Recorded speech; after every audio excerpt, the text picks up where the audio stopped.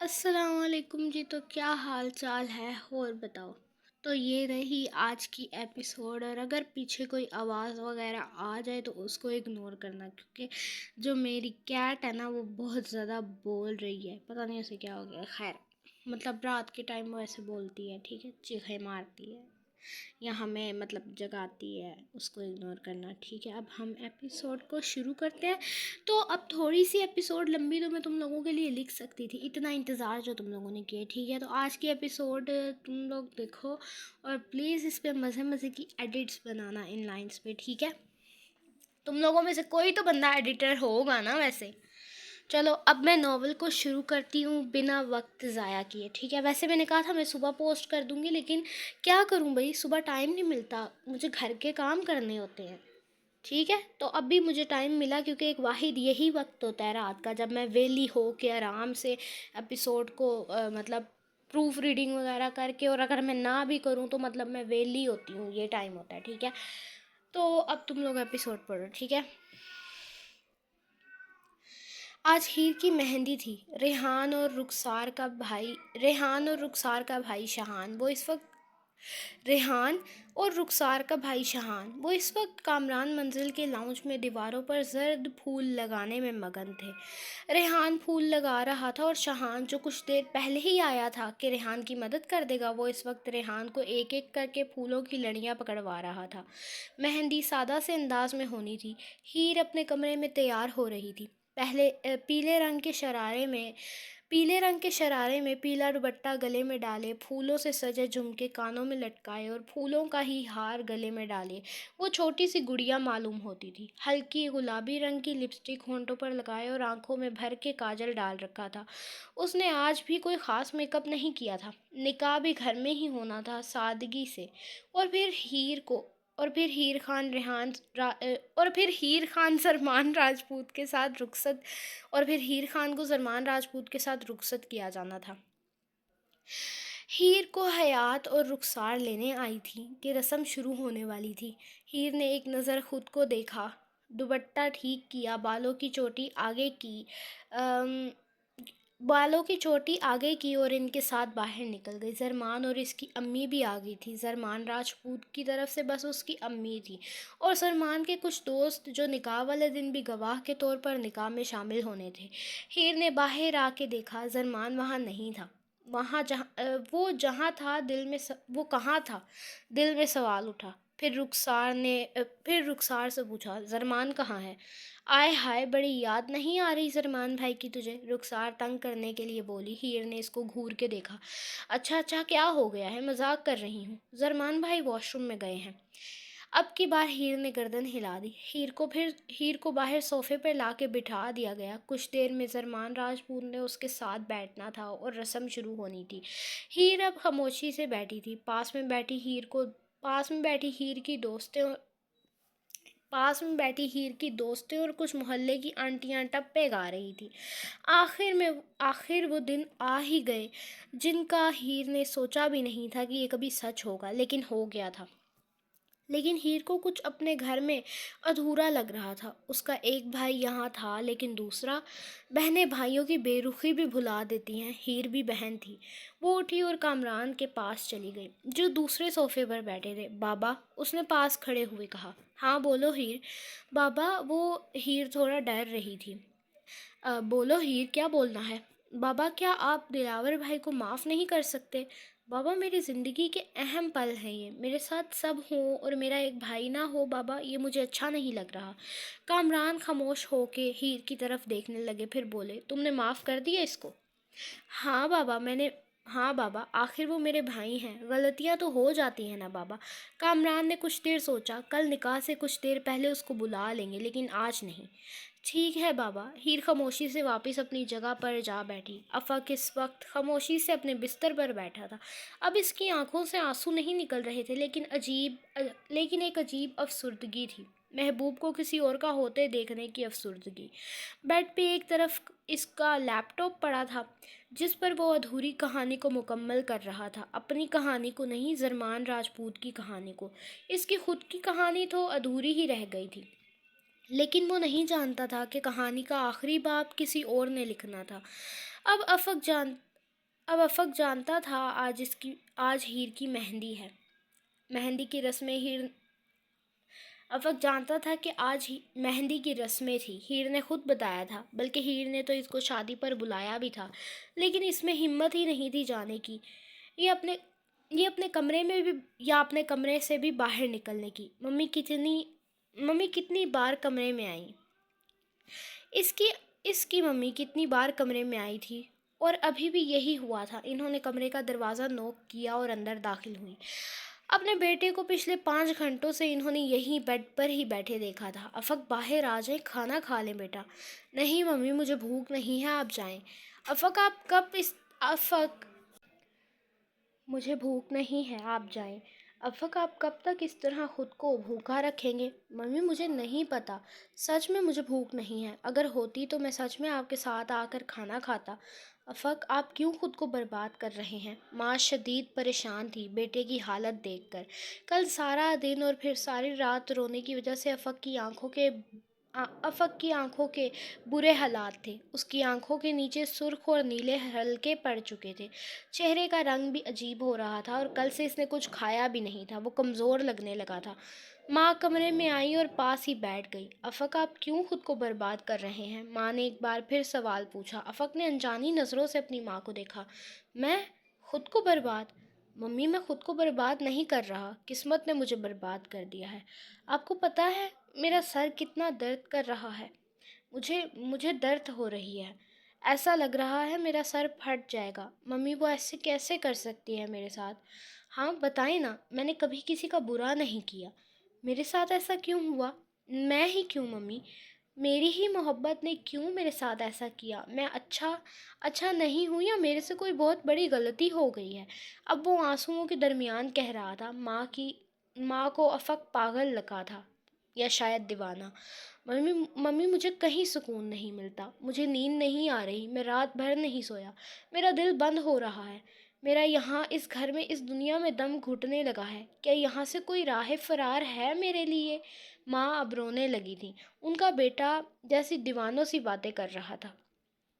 آپ کو پتہ ہے میں مرنا نہیں چاہتا ممی، آپ کو پتہ ہے میں جینا چاہتا ہوں، میں مرنا نہیں چاہتا، مجھے زندگی سے محبت ہے ممی، مجھے بچا لے۔ میں مرنا نہیں چاہتا، لیکن مجھے لگ رہا ہے میں مر جاؤں گا، میرا دل بند ہو رہا ہے، میرا سر پھٹ رہا ہے۔ آپ ایسی باتیں کیوں کر رہے ہیں افق؟ ماں کی آنکھوں سے آنسو گرنے لگے۔ آپ کی زندگی میں کوئی اور لڑکی آ جائے گی، آپ کیوں اس لڑکی کے لیے خود کو برباد کر رہے ہیں؟ آپ ایسے تو نہیں تھے۔ ہاں، میں تو ایسا نہیں تھا۔ افق حیران ہوا۔ میں ایسا کیوں بن گیا؟ لیکن ممی، ہیر نے میری زندگی میرے سے لے لی، ممی میں برباد ہو رہا ہوں، میں مر رہا ہوں۔ ماں کو لگا ان کے بیٹے کا دماغ ٹھکانے پر نہیں تھا، وہ کیا پاگل ہو رہا تھا؟ افق خود کو سنبھالیں۔ افق اب اپنے سر کے بال کھینچنے لگ پڑا تھا۔ میں ایسا تو نہیں تھا، میں کیوں ایسا ہو گیا؟ اب وہ اونچی آواز میں بولنے لگا۔ وہ لڑکی، اس نے مجھے مار دینا ہے ممی۔ گھر کے ملازم دروازے میں کھڑے افق کی بگڑتی حالت دیکھ رہے تھے۔ انہوں نے جب بھی افق مصطفیٰ کو اپنے سامنے کھڑا پایا تھا تو وہ ایک باروب شخصیت تھا، ایک مانا جانا مصنف، ایک ایسا مصنف جو اپنے لفظوں میں محبت بھر کے ڈالتا تھا، لیکن اب جب خود اسے محبت ہو گئی تھی وہ اپنے حواس کھونے لگا تھا۔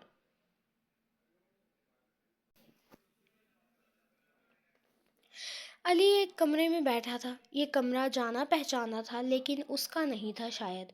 وہ سکون سے لیپ ٹاپ کھولے بیٹھا تھا۔ سامنے کوئی CCTV فوٹیج چل رہی تھی، ہیر کی مہندی کی۔ ہیر خاموشی سے صوفے پر بیٹھی تھی، اور یقیناً زرمان راجپوت کا انتظار کر رہی تھی، شدید بے صبری سے انتظار کر رہی تھی۔ علی لیپ ٹاپ پر ہیر کو دیکھتے ہوئے ہلکا سا مسکرایا۔ آخر کار تو تم شادی کرنے والی ہو، یقین نہیں آ رہا، لیکن میں تمہارے لیے بہت خوش ہوں، علی اسکرین پر دیکھتے ہوئے کہہ رہا تھا۔ اگر مجھے ضروری کام نہ ہوتا تو تمہاری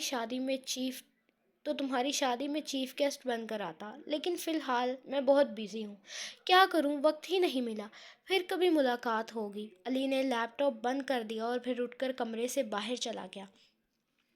ہیر کب سے بیٹھی زرمان راجپوت کا انتظار کر رہی تھی جب اس نے حیات کو بلایا، جو اس وقت یوسف کے ساتھ کھڑی نہ جانے کن باتوں میں گم تھی اور مسکرا مسکرا کر باتیں کر رہی تھی۔ حیات نے اس کی طرف دیکھا اور 2 منٹ بعد اس کی طرف آنے کا اشارہ کیا۔ ہیر نے گھور کر اس کی طرف دیکھا تو یوسف مسکرا اٹھا۔ جائیں، آپ پہلے میری بہن کی بات سن کر آئیں، یوسف نے کہا تو حیات اس کی طرف چل پڑی۔ وہ ہیر کے پاس صوفے پر آ کر بیٹھی اور اس کا دوپٹہ پیچھے سے سیٹ کرتے ہوئے بولی، آج تو تمہاری مہندی ہے، آج تو کچھ سکون کر لو، حد ہوتی ہے یار۔ ہیر نے گھور کر اسے دیکھا، زیادہ بولو نہیں اور جا کر اپنے بہنوئی کو ڈھونڈ کر لاؤ۔ واش روم گیا ہے تو اتنی دیر کیوں لگا رہا ہے آنے میں؟ سب انتظار کر رہے ہیں، تم نے دیکھا نہیں ہے؟ سب تو انتظار نہیں کر رہے، لیکن تم بہت بے صبری سے انتظار کر رہی ہو اپنے دلہے کا۔ تم صبر کرو، میں ذرا جاتی ہوں، بلا کے لاتی ہوں۔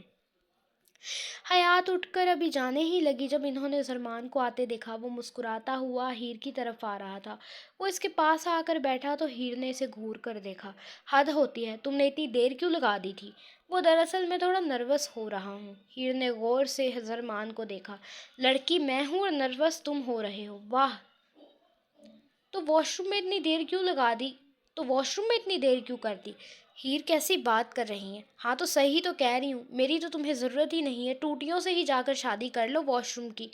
اس کی بات پر زرمان بے ساختہ قہقہا لگا کر ہنسا تو سب نے مڑ کر اس کی طرف دیکھا۔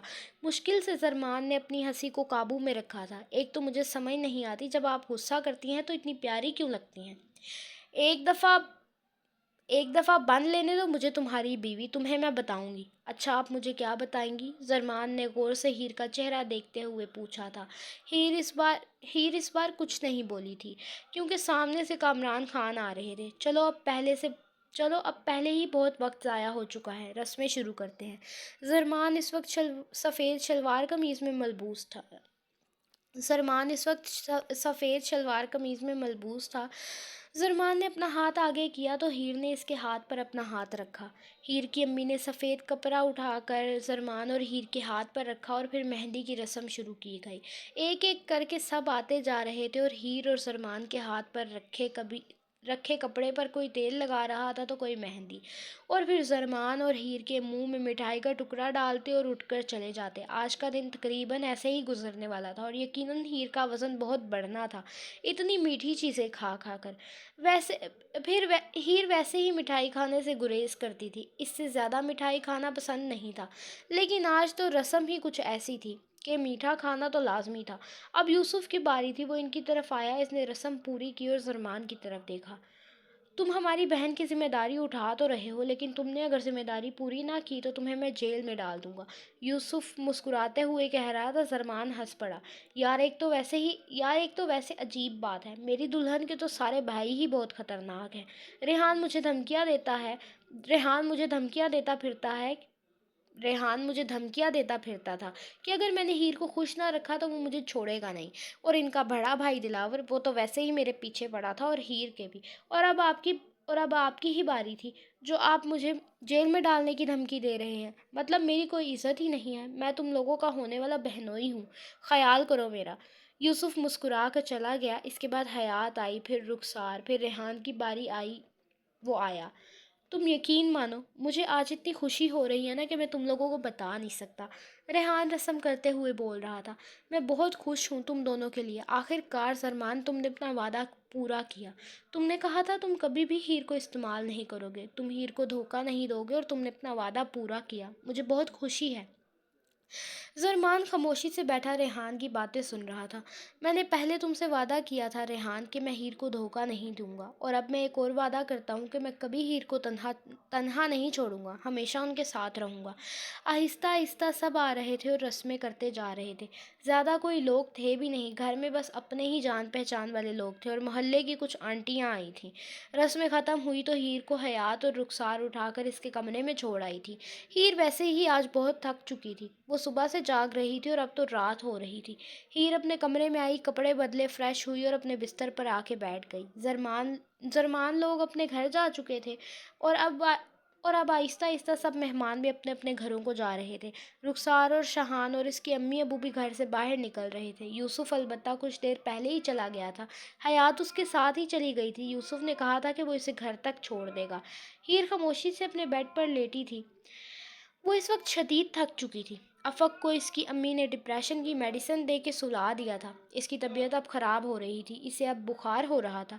اس کے سر میں بھی شدید درد ہو رہی تھی۔ افق کو پہلے بھی اکثر ڈپریشن ہوا کرتی تھی۔ ڈاکٹر نے اسے وہ ڈپریشن کی گولیاں بتائی تھی، لیکن ایسے ڈپریشن افق مصطفیٰ کو زندگی میں پہلی بار ہوئی تھی کہ وہ اپنے حواس کھونے لگا تھا۔ وہ اپنے آپ کو بھولنے لگا تھا۔ افق کو اس کی امی نے میڈیسن دے کے سلا دیا، لیکن افق اب نیند میں بھی خوفزدہ باتیں کر رہا تھا۔ میں مر جاؤں گا، وہ مجھے چھوڑ گئی، وہ اس کو میرے سے محبت نہیں تھی۔ افق اب نیند میں بھی آنسو بہائے جا رہا تھا۔ نہ جانے شاید وہ کوئی خواب دیکھ رہا تھا، شاید نیند میں بھی اسے ڈپریشن کا دورہ ایک بار پھر پڑ رہا تھا۔ قاسم خان اس وقت جیل میں بیٹھا تھا، قیدیوں کے کپڑوں میں۔ قاسم کے ابو اس سے ملنے کے لیے آئے تھے۔ وہ اس وقت قاسم کو لعنت و ملامت کر رہے تھے، لیکن قاسم کو اس سے کوئی فرق نہیں پڑتا تھا۔ وہ خاموشی سے جیل کی سلاخوں کے پاس کھڑا تھا، اپنے باپ کو دیکھ رہا تھا۔ مجھے یقین نہیں آتا تم اتنے گر سکتے ہو۔ تمہیں ان دنوں کے لیے ہم نے پال کر بڑا نہیں کیا تھا۔ تم نے ہمارا نام، اپنا نام کچھ پلوں میں مٹی میں ملا دیا۔ قاسم خان، تم یہ قدم کیسے اٹھا سکتے ہو؟ تم ڈرگس اسمگل کرتے ہو، تم ایسا کیسے کر سکتے ہو قاسم؟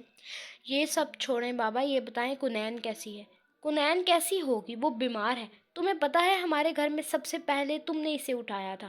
اب تم اسے گھر میں نظر نہیں آتے۔ وہ پورا دن روتی ہے، وہ بچی ہے، بہت چھوٹی ہے، بول نہیں سکتی، لیکن وہ تمہیں محسوس کر سکتی ہے قاسم۔ اس کو تمہاری پرواہ ہے، وہ تمہیں اپنا باپ سمجھتی ہے۔ جب سے تم اسے نظر نہیں آئے وہ تب سے رو رہی ہے۔ اس کو بخار بھی ہے، موسم ویسے ہی بدل رہا ہے۔ وہ بہت چھوٹی ہے، تم اس کا تو خیال کر لیتے قاسم، یا پھر تم اسے لے کر ہی نہ آتے۔ اور یہ وہ لمحہ تھا جب قاسم خان کے دل میں کھچاؤ پڑا تھا۔ اس نے اپنے باپ کو کہا، میری اگلے 2 گھنٹے میں بیل کروائیں مجھے نہیں پتا، اور اگر میری بیل نہ کروائی تو میں یہاں موجود سب کو مار دوں گا بابا، اور کنین کو کچھ ہوا تو میں کسی کو نہیں چھوڑوں گا۔ آدم خان نے اپنے بیٹے کو دیکھا۔ میں کچھ کرتا ہوں آدم خان کہتے ہوئے باہر چلے گئے۔ آخرکار وہ جیسا بھی تھا تو ان کا ہی بیٹا، وہ بھی اکلوتا بیٹا، اور شاید تبھی وہ اتنا بگڑ گیا تھا۔ انہوں نے کبھی اس پر نظر نہیں رکھی تھی، توجہ نہیں دی تھی۔ کہتے ہیں جب بیٹے بڑے ہو رہے ہوں تو ماں باپ کو بیٹوں پر نظر رکھنی چاہیے۔ کب وہ غلط راستے پر چل پڑے خیال ہی نہیں رہتا۔ باپ کو بیٹے پر نظر رکھنی چاہیے اور ماں کو بیٹی پر۔ آج کل کے زمانے میں ماں باپ کو اپنے بچوں پر اتنا بھروسہ ہوتا ہے کہ ان کو اپنے بچوں کے علاوہ کچھ نظر ہی نہیں آتا، لیکن پھر وہی بچے بڑے ہو کر اپنے ماں باپ کی عزت کو خاک میں ملا دیتے ہیں، جانے انجانے میں غلطیاں کر دیتے ہیں۔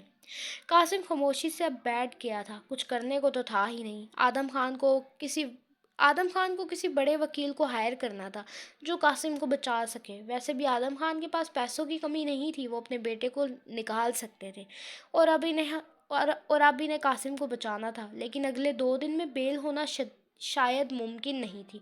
کل تو اتوار کا دن تھا، پرسوں کسی وکیل کو آدم خان ہائر کر سکتے تھے، اور پرسوں وکیل ہائر ہوتا تو تقریباً اگلے 2 دن بعد ہی بیل ہونی تھی۔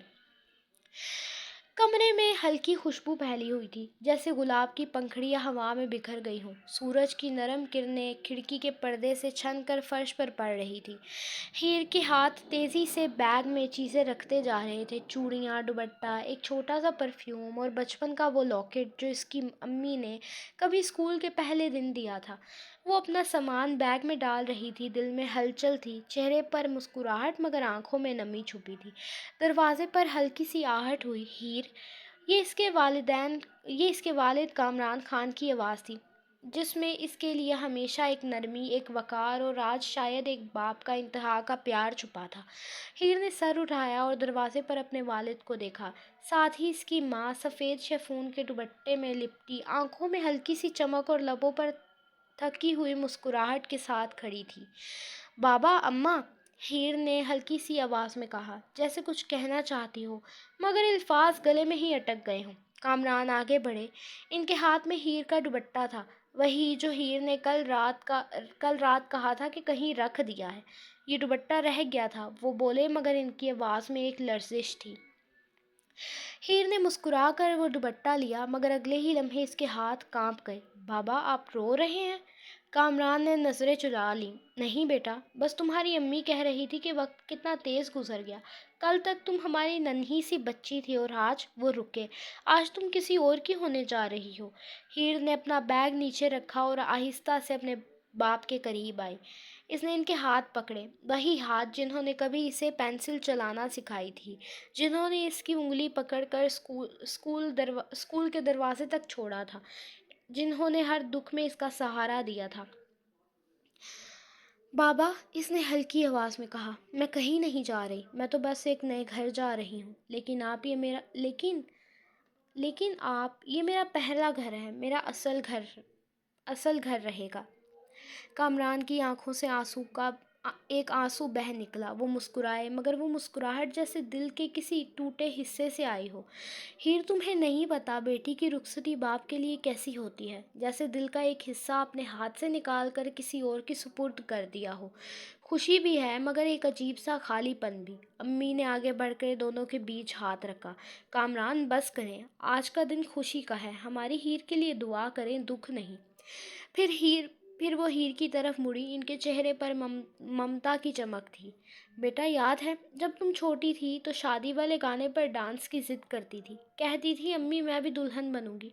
आज वो दिन आ गया। इनकी आवाज़ कांप गई।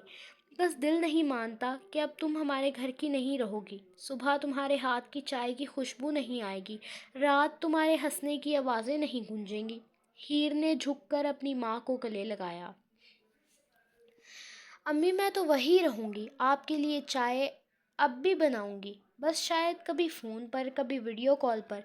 अम्मी ने इसके बालों पर हाथ फेरा। तो तुम तो कह देती हो बेटा, मगर माँ का दिल मान मगर माँ का दिल माने तब ना। कामरान ने मुस्कुरा कर कहा, चलो अब रोना बंद करो, मेरी मेरी शहजादी आज सबसे हसीन लगेगी। इन्होंने अपनी जेब से एक छोटा सा मखमली डब्बा निकाला। हीर ने हैरत से देखा। बाबा, ये क्या है? ये वो अंगूठी है जो तुम्हारी माँ ने अपनी शादी पर पहनी थी। मैं चाहता हूँ कि आज तुम ये पहनो, जैसे हमारी दुआ तुम्हारे हाथ से जुड़ी रहे। हीर ने आहिस्ता से अंगूठी उठा ली, अपनी उंगली में पहनी और फिर अपने वालिद का हाथ चूम लिया। ये मेरी सबसे कीमती चीज़ है बाबा, मैं इसे कभी नहीं उतारूंगी। अम्मी ने आंसू पोंछते हुए कहा। अब चलो बेटा, पार्लर का वक्त हो रहा है। हीर ने बैग बंद किया और आईने के सामने खड़ी हो गई। आईने में इसने अपनी झलक देखी। आंखों में चमक थी, मगर इनके पीछे एक कहानी, एक मोहब्बत, एक जुदाई थी। अम्मा, बाबा, मैं कैसी लग रही हूँ? कामरान ने पीछे से कहा। बिल्कुल अपनी माँ जैसी। अम्मी ने हल्का सा मुस्कुरा कर कहा। और दिल तुम्हारे बाबा जैसा है। हीर ने एक आखिरी बार कमरे के चारों तरफ देखा। दीवार पर वो फोटो जहाँ वो अपने वालिद के कंधे पर बैठी थी, ड्रेसिंग टेबल पर रखा बचपन का हेयर ब्रश, बिस्तर पर बिछी हुई सफ़ेद चादर पर हल्की सी लिपस्टिक का दाग, ये सब मेरी यादें हैं। अम्मी, मैं सब साथ लेकर जा रही हूँ। अम्मी ने मुस्कुरा कर कहा। बेटियाँ यादें नहीं छोड़ती, वो खुद याद बन जाती हैं। हीर के लबों पर मुस्कुराहट आ गई, मगर दिल भर आया। इसने इसने दोनों के गले लगकर कहा, मैं आप दोनों से वादा करती हूँ, चाहे ज़िंदगी कितनी भी बदल जाए, आप मेरी दुनिया रहेंगे। कामरान ने इसके सर पर हाथ रखा। खुश रहो बेटा, तुम्हारी हंसी हमारे लिए सबसे बड़ी दुआ है। अम्मी ने आहिस्ता से कहा, और जहाँ भी जाओ अपने वालिदैन का मान बंद कर रहना। चलो जल्दी करो, पार्लर के लिए देर हो रही है। हीर माँ के कहने पर ही पार्लर के लिए निकल गई। पार्लर में नरम खुशबू फैली हुई थी। दीवारों पर लगे आईनों से रोशनी मनकस होकर एक ख्वाबनाक सा मंजर बना रही थी। इसी माहौल में हीर अपने सफ़ेद निकाही लिबास को बाहों में थामे खामोशी से एक सोफे पर बैठी थी। लिबास की झलक जैसे बर्फ के ज़र्रे पर पड़ने वाली धूप हो, हल्की सी चमक, मासूमियत और पाकीज़गी से भरी हुई। इसके चेहरे पर हल्की सी घबराहट थी, मगर आंखों में एक अलग सी चमक भी थी, जैसे बरसों की दुआएं आज रंग लाने वाली हों।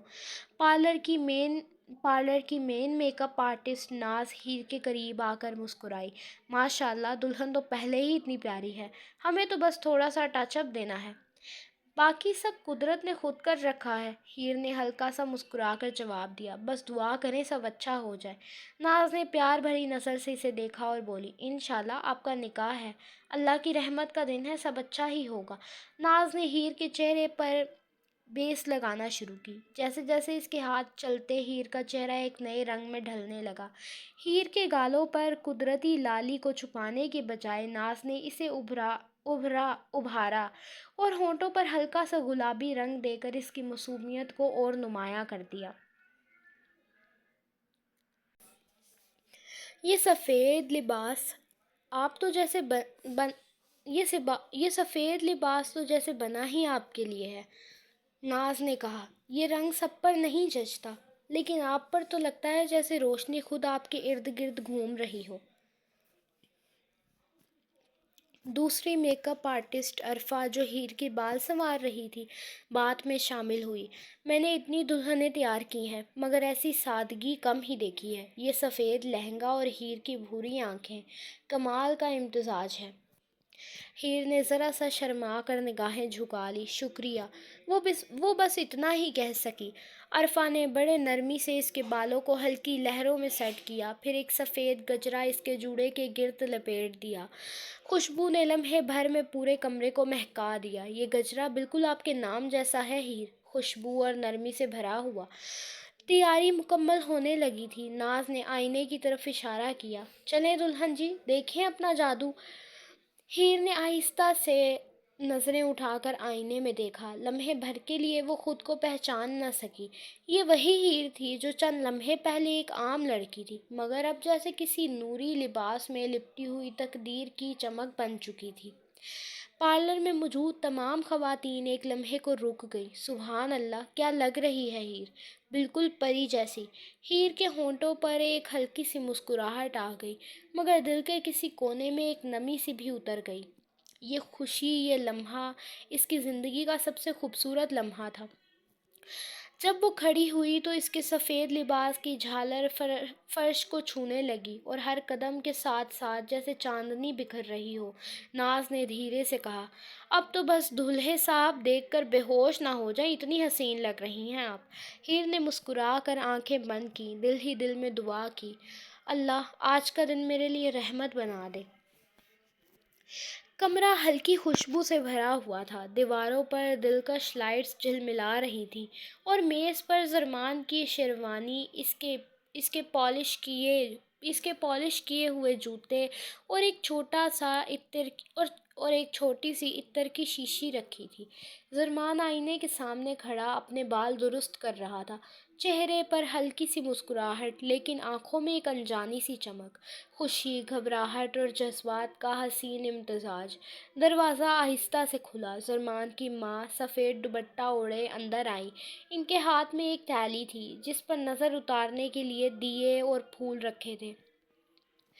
جیسے ہی ان کی نظر اپنے بیٹے پر پڑی، ان کی آنکھیں نم ہو گئیں۔ زرمان نے پیچھے مڑ کر دیکھا، مسکرا کر بولا، امی آپ کب آئیں؟ اس کی امی نے مسکراتے ہوئے کہا، تب آئی جب میرا بیٹا دلہا بننے والا تھا۔ وہ آگے بڑھی، زرمان کے قریب آ کر رک گئی، تھیلی ہاتھ میں لیے آہستہ آہستہ اس کی نظر اتاری اور زیر لب دعائیں پڑھنے لگی۔ زرمان چپ چاپ اپنی ماں کو دیکھتا رہا، اس کی آنکھوں میں بچپن کے سارے منظر تیرنے لگے۔ وہ جب امی نے اس کے لیے اسکول کا پہلا یونیفارم تیار کیا تھا، وہ راتیں جب بخار میں جاگ کر اس کی پیشانی پر ہاتھ رکھتی تھی۔ امی، زرمان کی آواز ہلکی سی لرز گئی، آپ رو کیوں رہی ہیں؟ آج تو خوشی کا دن ہے۔ ماں نے مسکرا کر آنسو صاف کیے، ارے خوشی کے آنسو ہیں بیٹا، بس یوں لگ رہا ہے جیسے کل کی بات ہو جب تم میری انگلی پکڑ کر اسکول گیا تھا، اور آج دولہا بن گیا ہے میرا بچہ۔ زرمان نے ہنس کر کہا، ابھی بھی آپ کا ہی بچہ ہوں امی، صرف کپڑے بدل گئے ہیں۔ ماں نے شفقت سے اس کے گال چھوئے۔ ہاں مگر وقت بدل گیا ہے، اب کوئی اور تیری زندگی کا حصہ بننے جا رہی ہے، بس یہی دعا ہے، وہ تجھے وہی پیار دے جو میں نے دیا، بلکہ اس سے بھی زیادہ۔ زرمان نے آگے بڑھ کر ماں کے ہاتھ تھام لیے، آپ فکر نہ کریں، میں کبھی آپ کو اکیلا نہیں ہونے دوں گا، آپ میری دنیا ہیں۔ ماں کی آنکھوں میں माँ की आंखों में फिर आंसू तैरने लगे। पता है सरमान, जब तू पैदा हुआ था ना, तो तेरे बाबा ने कहा था ये हमारा राजपूत शेर है। आज लग रहा है वाकई शेर बन गया मेरा बेटा। कमरे में चंद लम्हों के लिए खामोशी छा गई। सिर्फ पस मंजर में बैंड बाजे की आवाज़ें सुनाई दे रही थी। सलमान ने गहरी सांस ली, आईने के सामने दोबारा खड़ा हुआ, अपनी शेरवानी के बटन बंद किए और कलाई पर घड़ी पहनी। माँ ने पीछे से इसकी पगड़ी सीधी की। ये ज़रा टेढ़ी लग रही थी, अब ठीक है, सलमान ने मुस्कुरा कर कहा। अगर आप ना होती तो मैं शायद दूल्हे के बजाय कोई मजाक लगता। माँ ने हंसते हुए कहा। बस अब चल, सब सब नीचे इंतज़ार कर रहे हैं। मगर एक बात याद रख, अपनी अपनी बीवी का हाथ थाम कर हमेशा इसका सहारा बनना, जैसे आज तक तू मेरा सहारा बना रहा है। आपकी दुआओं के बगैर तो कुछ भी नहीं अम्मी। माँ ने इसके सर पर हाथ रखा। खुश रह मेरे बच्चे। कमरे में रोशनी और जज्बात एक साथ भर गए। माँ ने पीछे मुड़कर देखा। इनका बेटा मुकम्मल दूल्हा बन चुका था, मगर इनके लिए वो आज भी वही छोटा सा सरमान था जो इनके आगोश में सोता था। हीर सफ़ेद जोड़ा पहने आईने के सामने बैठी थी। चेहरे पर हल्की सी शर्म, आंखों में खुशी, नमी और लबों पर हल्की सी दुआ। इसका दुपट्टा नरमी से कंधों पर गिरा हुआ था और कानों में छोटी सी झुमकियां हल्की रोशनी में चमक रही थीं। दरवाज़ा आहिस्ता से खुला। रेहान अंदर आया, हाथ में चाय का कप और चेहरे पर हमेशा वाली शरारत। बीबी दुल्हन बीबी दुल्हन, हजूरे आली, जनाबे हीर बीबी साहिबा, ये लीजिए चाय, ताकि निकाह के वक्त नींद ना आ जाए। हीर ने हंसते हुए इसकी तरफ देखा। रेहान, खुदा का खौफ करो, आज मुझे तंग ना करो प्लीज़। दिल पहले ही धक धक कर रहा है। रेहान ने मसनूई संजीदगी से सर हिलाया, फिर बोल उठा। वाह, तो आखिरकार वो दिन आ ही गया जब हमारी शहजादी किसी और की हो जाएगी। अब हम तुम्हें तंग नहीं कर सकेंगे, ना ना चाय छुपाएंगे, ना फ़ोन चोरी करेंगे। वो दुख का ड्रामा करते हुए दीवार के साथ लग गया। अब मेरा क्या होगा, मैं तो यतीम हो गया। हीर ने हंसते हुए तकिया उठाया और इसकी तरफ उछाल दिया। ड्रामेबाज, अभी से जज्बाती हो गए, अभी तो निकाह हुआ भी नहीं। रेहान ने तकिया पकड़कर ज़ोर से सीने से लगाया। यही तकिया अब मेरी बहन है, क्योंकि असल बहन तो किसी और की हो रही है। हीर के चेहरे पर एक लम्हे को मुस्कुराहट रुकी, फिर इसकी आंखों में हल्की सी चमक आ गई। रेहान, तुम्हें पता है तुम बहुत बेवकूफ़ हो। हाँ पता है, तभी तो तुम जैसी समझदार बहन मिली है, रेहान ने कहा और फिर इसके करीब बैठ गया। कुछ लम्हे खामोशी में गुजर गए। कमरे के बाहर से मेहमानों की सरगोशियाँ आ रही थीं। मौलवी साहब की आवाज़ और दुआ के बोल, दिल की धड़कन जैसे हर आवाज़ के साथ तेज़ हो रही थी। रेहान ने धीरे से कहा, सच बताओ, डर लग रहा है? हीर ने आहिस्ता से सर हिलाया। हाँ, थोड़ा सा। सब कुछ नया है ना। अम्मी कह रही थी सब अच्छा होगा, मगर दिल कहता है पता नहीं। रेहान ने इसका हाथ पकड़ा। हीर, तुम बचपन से बहादुर रही हो। याद है जब मैं दरख्त से गिरा था और सब डर गए थे, तुम ही थी जो डॉक्टर को भाग कर लाई थी। तुमने कभी हार नहीं मानी, अब क्यों डर रही हो? हीर की आंखों से एक कतरा बह निकला। क्योंकि अब तुम मेरे साथ नहीं होगे। रेहान हंस दिया, मगर हंसी में नमी थी। अरे पागल, मैं तो हमेशा से साथ रहूँगा, जैसे दिलावर भाई से बचाने के लिए हमेशा तुम्हारे साथ रहा हूँ। सिर्फ घर अलग होगा, दिल नहीं। वैसे भी जैसे तुम मिलने जा रही हो, वो मेरा बहनोई है, मेरा दुश्मन नहीं। बस दुआ करो वो तुम्हें बर्दाश्त कर सके, क्योंकि तुम तो पूरा तूफान हो। हीर ने नाक सिकोड़ कर कहा।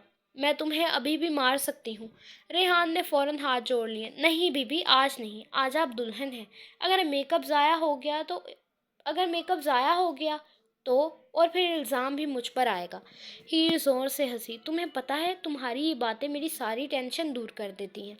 रेहान ने मुस्कुरा कर कहा, यही तो भाई होने का काम है। इसी वक्त दरवाजे पर दस्तक हुई। अम्मी अंदर आईं, इनकी आंखों में खुशी और थोड़ा सा दुख। हीर बेटा, सब तैयार हैं, मौलवी साहब बुला रहे हैं। हीर ने सर हिलाया, मगर वहीं बैठी रही। रेहान ने देखा तो बोला, चलो ना, क्या हुआ? हीर ने सर झुका कर कहा, बस अभी दिल नहीं कर रहा उठने को। और बाबा ने कहा था दिलावर भाई को भी और और बाबा ने कहा था दिलावर भाई को भी बुला लेंगे। اگر وہ آ گئے ہیں تو ان کو میرے کمرے میں بھیج دینا، میں ان سے مل لوں۔ وہ جیسے بھی ہیں میرے بھائی ہیں۔ ہیر کی امی باہر چلی گئیں۔ ریحان نے دھیرے سے اس کی چادر سیدھی کی، پھر اس کے کان کے قریب آ کر بولا، پتہ ہے ابا کہتے ہیں جب لڑکیاں رخصت ہوتی ہیں نا تو وہ صرف گھر نہیں چھوڑتی، وہ اپنے بھائی کے بچپن کی ہنسی بھی ساتھ لے جاتی ہیں۔ یہ کہہ کر وہ خود چپ ہو گیا۔ کمرے میں خاموشی چھا گئی۔ ہیر کے چہرے پر آنسو بہنے لگے مگر وہ مسکرا رہی تھی۔ میں تمہیں یاد کروں گی۔ میں بھی، ریحان نے کہا، لیکن وعدہ کرو جب بھی تم خوش ہو مجھے فون کرو گی، اور جب بھی رو رہی ہو تب بھی، کیونکہ میں وہی بھائی ہوں جو تمہارا موڈ خراب دیکھ کر خود بھی رو پڑتا ہے۔ ہیر نے سر ہلایا، وعدہ۔ پھر اچانک ریحان نے چالاکی سے کہا، اور ایک اور وعدہ، سلمان کے آنے کے بعد مجھے بھول مت جانا۔ ہیر نے کہا لگایا، تمہیں بھولنا ناممکن ہے، تم تو ہر جگہ یاد رہتے ہو۔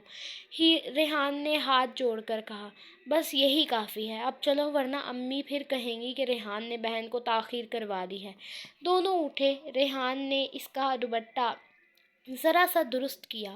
حیات اور رخسار بھی کمرے میں آ گئی۔ ریحان نے پھر اسے آئینے کے سامنے کھڑا کر دیا، دیکھو کتنا خوبصورت دن ہے، اور تم اس دن کی سب سے خوبصورت چیز ہو۔ ہیر کے چہرے پر شرم سی مسکراہٹ آ گئی۔ ابھی نکاح کی رسمیں شروع ہونے میں تھوڑی دیر تھی۔ ریحان اس کے سر پر ہاتھ رکھتا کمرے سے باہر چلا گیا، کیونکہ ہیر نے خود ہی کہا تھا کہ وہ شکرانے کے 2 نفل ادا کرنا چاہتی ہے۔ حیات اور رخسار کو بھی اس نے کمرے سے باہر بھیج دیا تھا۔ دلاور کو اس کی امی ابھی لینے گئی تھی، جو باہر لاؤنج میں صوفے پر خاموشی سے بیٹھا تھا۔ دلاور نے پینٹ کوٹ پہن رکھا تھا اور بے ساختہ اس نے اپنی کوٹ کی جیب میں ہاتھ ڈالا تھا، شاید کوئی چیز تلاش کر رہا تھا، جب اس کی امی اس کے پاس آئیں اور چہرے پر بنا کسی تاثر کے بولیں، تمہاری بہن تمہیں اندر کمرے میں بلا رہی ہے، کہہ رہی ہے وہ تم سے آخری بار ملنا چاہتی ہے۔ ویسے تم نے اس کے ساتھ اچھا تو نہیں کیا، لیکن کیا کرے، وہ بہن ہے نا، اس کا دل بہت نازک ہے۔ تم جا کر اس کے سر پر ایک بار شفقت بھرا ہاتھ ہی رکھ دو، اور کیونکہ اس کا بہت خاص دن ہے۔ دلاور کچھ دیر بیٹھا رہا، پھر صوفے سے اٹھ کر ہیر کے کمرے کی طرف بڑھنے لگا۔ نکاح گھر میں ہی رکھا گیا تھا۔ ہیر نے نفل ادا کر لیے تھے اور اب وہ دلہن کے جوڑے میں جائے نماز پر بیٹھی دعا کر رہی تھی۔ میں نہیں جانتی آپ کا کیسے شکر ادا کروں۔ اللہ، یہ کیا ہو رہا ہے؟ میں نہیں جانتی آپ کا کیسے شکر ادا کروں۔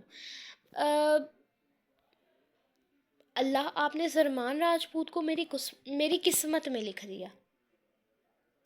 اللہ، آپ نے سلمان راجپوت کو میری قسمت میں لکھ دیا۔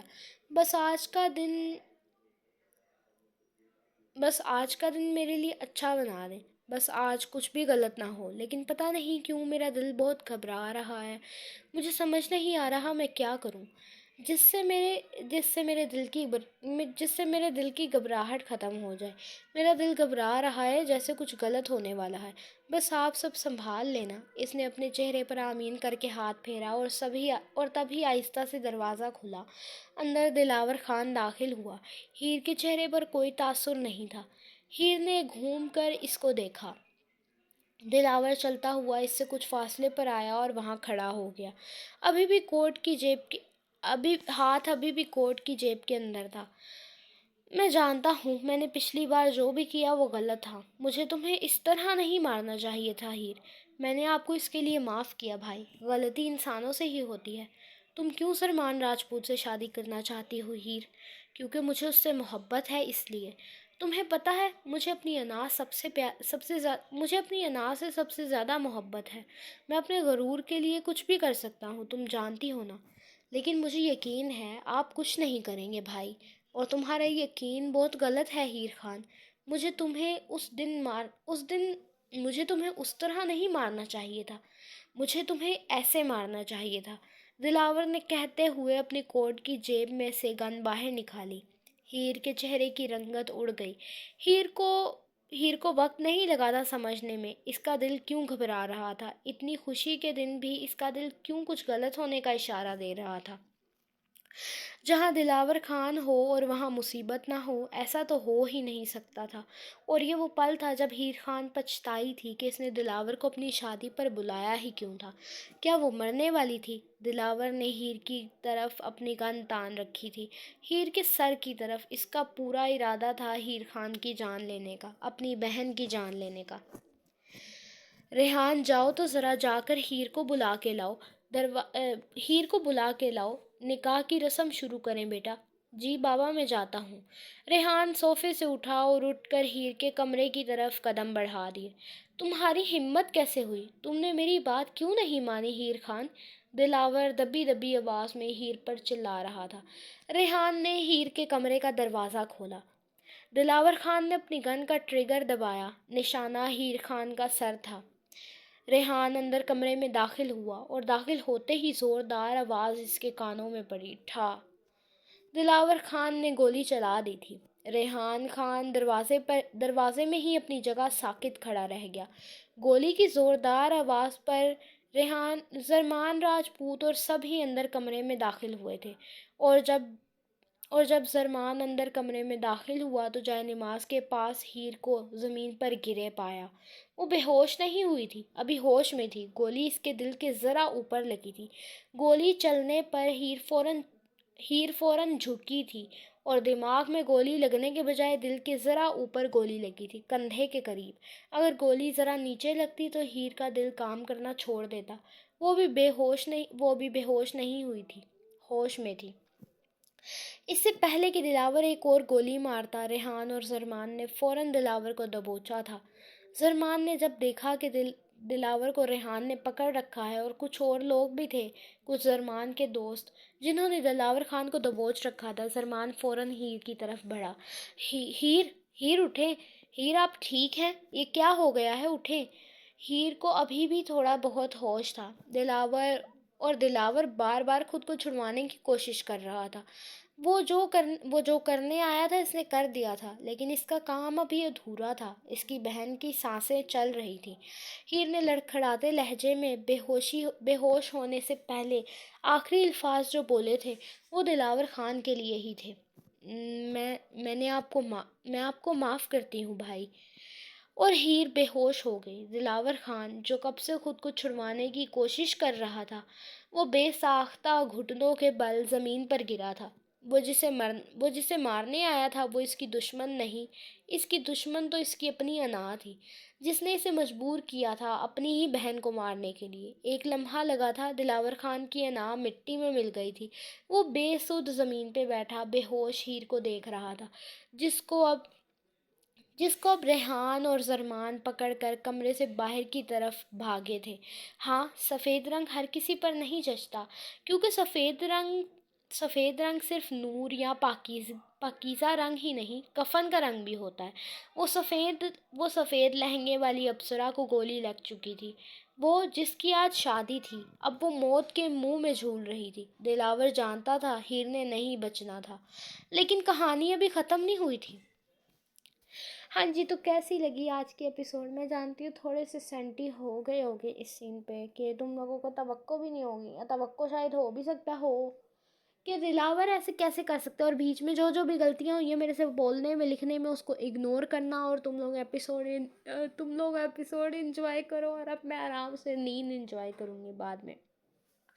تو آج کی ایپیسوڈ کے بعد یہ مت سمجھنا کہ ایپیسوڈ ختم ہو گئی ہے یا ناول ختم، مطلب کہ ناول ختم ہو گئی ہے یا کچھ بھی ایسا نہیں بھائی، ابھی ناول بھی ختم نہیں ہوئی، ابھی ایپیسوڈ بھی ختم نہیں ہوئی۔ ابھی تو لگا لو کہ صحیح میں اصل کہانی کا شروعات اب ہوا ہے۔ پہلے تک تو صرف کہانی چل رہی تھی، زرمان ہیر کی محبت اور وغیرہ وغیرہ، زرمان اور ہیر کی محبت، رخسار اور حیات کی محبت وغیرہ وغیرہ، ٹھیک ہے، رخسار اور ریحان کی محبت، حیات اور یوسف کی محبت، ٹھیک ہے۔ پہلے تک یہ صرف سین چل رہے تھے، اب کہانی اصل میں شروع ہوگی۔ مطلب کہ اب کہانی شروع ہوگی صحیح سے۔ اب تم لوگ دیکھتے جاؤ گے علی کیا کرتا ہے، تم لوگ دیکھتے جاؤ گے زرمان راجپوت کیا کرتا ہے، ٹھیک ہے، اور اب تم لوگ دیکھو گے افق مصطفیٰ کیا کرتا ہے۔ मैं मतलब तुम लोग सोचो जब इन तीनों का रिएक्शन होगा। अब वक्त जो मोहब्बत में पागल हो गया, ठीक है, उसे अपनी होश नहीं है, मतलब उसका दिमाग काम करना बंद कर रहा है, ठीक है। वो जो दीवाना हो चुका है बिल्कुल ही मोहब्बत में, हीर को किसी और का होते हुए देख के, ठीक है। तो उसके उसके दिल पे कैसे गुजरेगी, उसके दिल पे क्या गुजरेगी जब उसे पता चलेगा हीर को तो गोली लग गई है, ठीक है। और अब तो लाइक अभी तक तो मैंने तुम लोगों को नहीं दिखाया ना कि हीर ने बचना है या मर जाना है, ठीक है। अच्छा, अब तुम लोग कहोगे कि आप भी कभी कोई काम सीधा नहीं कर सकती, कि खुशी का माहौल होता है और आप भी बीच में कबाड़ा कर देती है, ठीक है। हाँ भाई, मुझे आदत है कबाड़ा करने की। बस अब तुम लोग गिले शिकवे करते रहना कमेंट सेक्शन में, जवाब देती रहूँगी सबको। बाकी अब तुम लोग देखना कि अफ़क का क्या रिएक्शन होता है, ठीक है। वो तो वैसे ही खिसक गया, मतलब उसका दिमाग काम करना बंद कर गया। सुकरू पहले ही ढीला था, मुसन्नफ़ साहब का अब और ढीला हो गया होगा, ठीक है। और अब दूसरा, अली, अली का जहाँ मैं नाम कितने प्यार से लेती हूँ ना, मतलब ये वाला, ठीक है, क्योंकि मुझे अली फेवरेट तरीन करेक्टर लगता है, मुझे भी बड़ा अच्छा लगता है।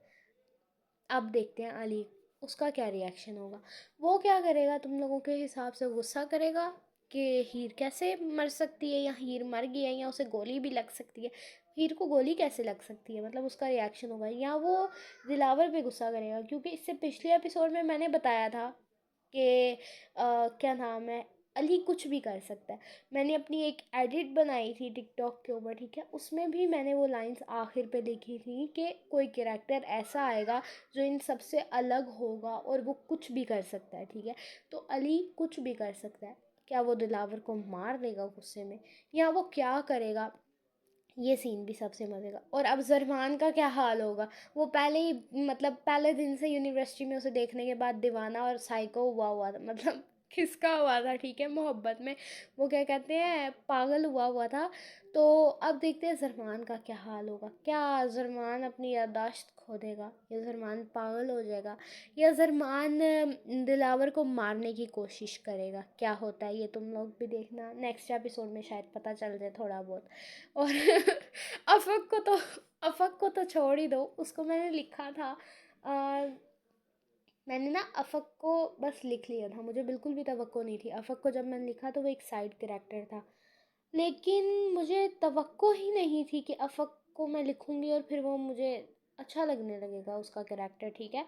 तो अब देखते हैं अफक के साथ क्या होता है। वो तो पहले ही नाकाम आशिक बन के बैठा हुआ है, उसका भी बाद में देखेंगे। अब तुम लोग एपिसोड एंजॉय करो, मैं बहुत ज़्यादा बोलती हूँ मुझे पता है, लेकिन इसको इग्नोर करना, मेरे बोलने को बेशक स्किप कर दो या बेशक एपिसोड ही बंद कर दो अगर तुम लोगों ने पढ़ लिया। वैसे भी एपिसोड के आखिर में बातें कर रहे हो तो पढ़ ही ली होगी।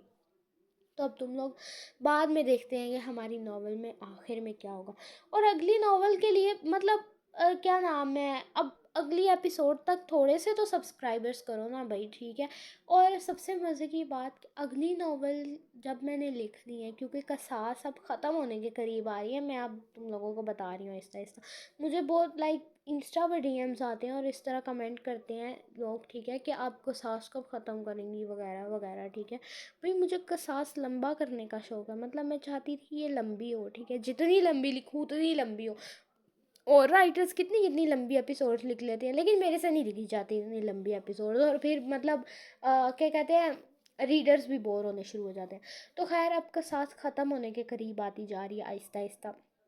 कुछ एपिसोड्स हैं, शायद 3 4 या ज़्यादा से ज़्यादा 5 या 6, कुछ इतनी एपिसोड्स होंगी कसास की अब अगली, ठीक है। तो अब तुम लोग अगली एपिसोड का इंतज़ार करो। और जहाँ तक है अगली नावल का, मैं बता दूँ अगली नावल से पहले मैं एक रेस्ट लूँगी, क्योंकि भाई मैं बहुत थक गई हूँ मेरे से। अगली नावल से पहले मैं एक रेस्ट लूँगी, और मैं मतलब मैं उस नावल को भी, मतलब वो रेस्ट भी मेरा फ्री में नहीं जाएगा। ये एपिसोड्स तो मैं साथ साथ लिख के डाल रही हूँ ना कसास की। अगली नावल में मैं एक रेस्ट लूँगी, जब हो जाएंगी ना कोई 15 एपिसोड के करीब, ठीक है, तो फिर मैं पोस्ट करूँगी। रोज़ नावल लिखूँगी, मतलब रोज़ के करीब मैं अंदाज़ा लगा लो 15 या 20 दिन का रेस्ट लूँगी, ठीक है। और उसके बाद फिर जब नावल तैयार हो जाएगी, मैं फिर तुम लोगों के लिए पोस्ट करूँगी उसे, बाकी मैं उसे पीडीएफ में भी दूँगी, ठीक है। तो बात की बातें अब बाद में होती हैं। मैं कितना बोलती हूँ मुझे समझ नहीं आती, ठीक है, बस आज मेरा बातें करने का दिल कर रहा है। खैर अब तुम लोग इग्नोर करो, अल्लाह हाफिज़। 10 मिनट की तो मेरे ख्याल से मैंने बातें कर दी हैं, अस्तगफिरुल्लाह।